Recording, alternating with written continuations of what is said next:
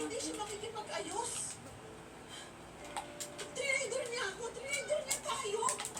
Oh.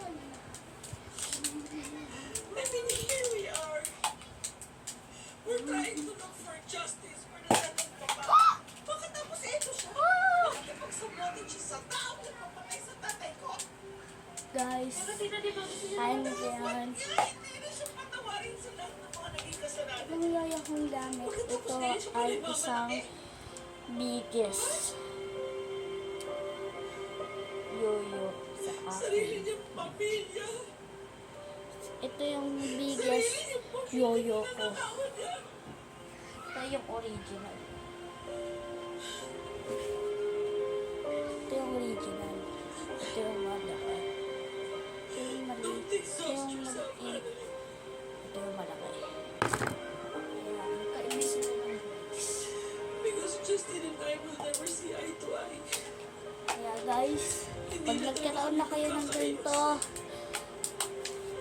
ito lang ang solusyon. Pag may nakita kayong puti na ganito, tapos pag naka-order na kayo ng tet pa na may pare, tapos sa TikTok shop, pwede na lang gawin yan. Ayun ang solusyon. Kaya, mabilis na lang magawa. Kaya, ayun na. Nakakapagtapos na ako. Sorry guys, kung hindi ako, Masasamang tao din ang kasama mo. Eh parang hindi ako yung, hindi naman masamang tao yung kasama mo eh. Ang gwapo nga. Hindi mo siya masamang tao. Yung lalaking lagi pumupunta dito, yun ang masama, hindi kami. Talaga?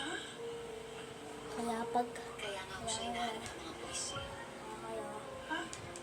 Bakit daw? Anong ginawa niya? po guys, sorry po, hindi po ako nakapag-upload ngayon kasi Pinatay ko na yung una niyang asawa. nagpapanap Ako po din nga ako gusto na kaya patayin dati. naka-upload na po ako, baka magalit po kayo sa akin. Kaya, paalam, mabait ko guys. Mamamatay ka